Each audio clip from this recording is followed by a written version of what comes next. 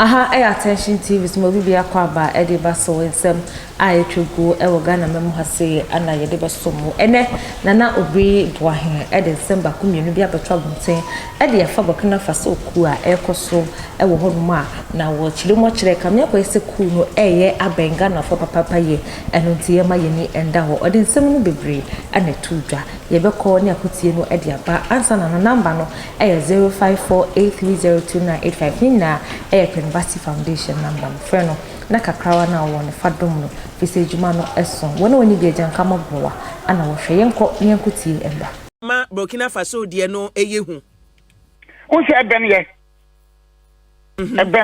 spill over in every country say ye Guinea say ye Burkina say ye Niger here country bi no a sa pinchen si that country the neighboring countries, you know, answer to say, nipa binum migrate. Me no ka say abay.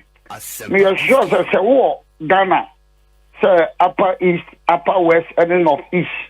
And be obo say be the me cry the kuna dosom me pack me nyama mako. Me nti o yinin to masawa na chance en mpa. Oh yeah, ayidi ya. Mali dia na wo monitor otim hye so mo yi ne sian na ana jazira ebinim kura kuta o mo mponche ane yi bankoko ane beko o kwa otim hye for more indications one hansan man na chibiu enti am ka se mayo de no say o mo beefu up security pa because ba no kura de se be ba betena ha o mo ba betena ha o mo ba abetena ha se o mo ne yen na betena kekea because the idea in but abasa say Islamic fundamentalism no the end say onko to bomb no to baby ni nipa bebre mu na na ho adwo na ni age some of them fundamental be savere so tibi ya sakora obekoso ahimam enti gere kwakọ destroy no enya dia edema no okwakọ destroy because ya be a concrete or na dinu say so we say ya na wo bekosoro hemam enti obi a wadi be se mfie be se duna na dunum onkoto obakakoto bi so ahu o ya akora bi ne ba ache no be mani hu ne be da achekere no be do de ko tena so dem ha nti o ta so dem akora no ti woda na ade na explode nti na man say we have to beef up because all the years and say bi na do a publication Ghana papers in some say woman sorry it was a boko anasro whether akwa bi kwa so na omo suspicious character abeche na ne tuo no it shouldn't be the upper east upper west sometimes the best man play afa ya ni Togo so ni Burkina sometimes the best man afa ya ni Cote d'Ivoire ni Burkina nti eso omo bisu apa eso omo ma soja fo no ne police fo no be bre e barriers pa I'm told say omo ye military barracks bi o very good pa say bebetima say so omo betima say so ga phone bebre you come to 3 Sunyane Accra Kumasi Apemdo a lot of the soldiers are there won fa bebre enko gugu Ghana hye no so kese pe no Burkina Faso so otuwani a soja phone otuwani a soja phone say ne be ya bidim kura ba na o ba spy into Obama who said a soldier for he will send message back to the colleague fundamentalists and Islamists say security no so this is the problem we have. I know she's talking about this problem won't even get a solution to sometimes in all honesty this is my candid opinion. I may be right, I may be wrong. It will be Africa leaders, ECOWAS leaders it will be Sabi me imagine no bia na matwa biso na mati edu ba bia me de so mo ni bi bebo wom why na no a wo mo call Mali no eni be 4-5 days wo mo call Mali no wo mo ka kire Malian leader no say Ivorian 47 Ivorian soldiers bia wo machi wo mo Mali no wo mo nyai wo 47 Ivorian soldiers achi wo mo Mali wo mo nyai wo but yan cannot cry. Mali ya na mane. Cote d'Ivoire ya na mane. Aya dina a soja for free Cote d'Ivoire call Mali. Mali for Cote d'Ivoire, no better soldier for. Those soldiers were arrested in Mali.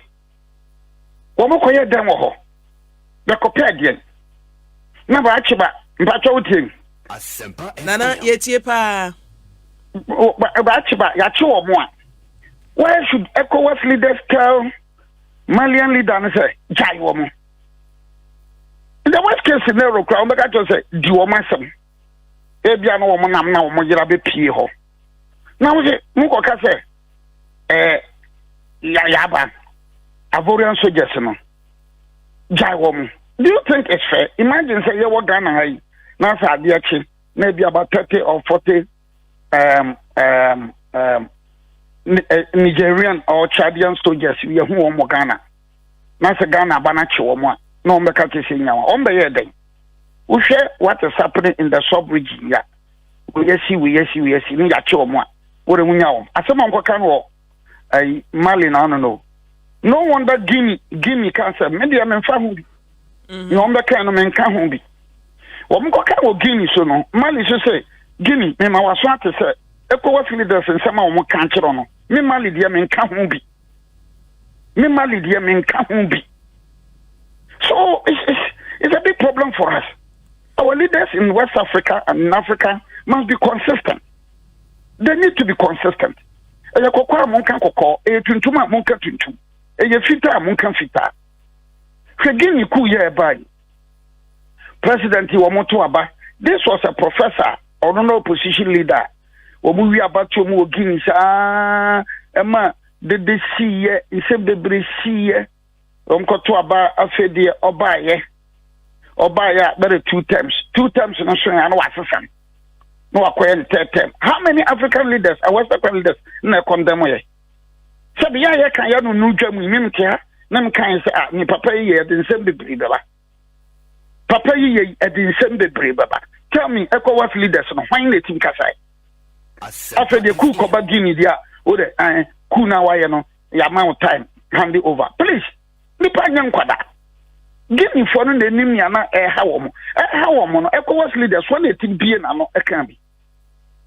ECOWAS leaders, some Renamon and say no call Guinea no. Wamoko no mama Cote d'Ivoire president say or can be no womanko or no amend the constitution says why in the 3rd term. Are we being fair to our people? Now sub region ya that's what ya joker. Now no one that Nana don't know Mali. Togo, foreign minister, Ekobi. Togo, when was the last time I bet to Aba, fine or crackam, Abba, Togo? Nasave, Kokan, Samatra, Mali leader, and so on, Shannon, Kekan, on Toba. Who the Togo foreign minister? Are we being honest and sincere to ourselves? Are we being honest and sincere to ourselves? And to be some Burkina Faso no aba Nana Obiri Boahen ane kote ne ede eba na ne ha ana mde mu ebisi makwa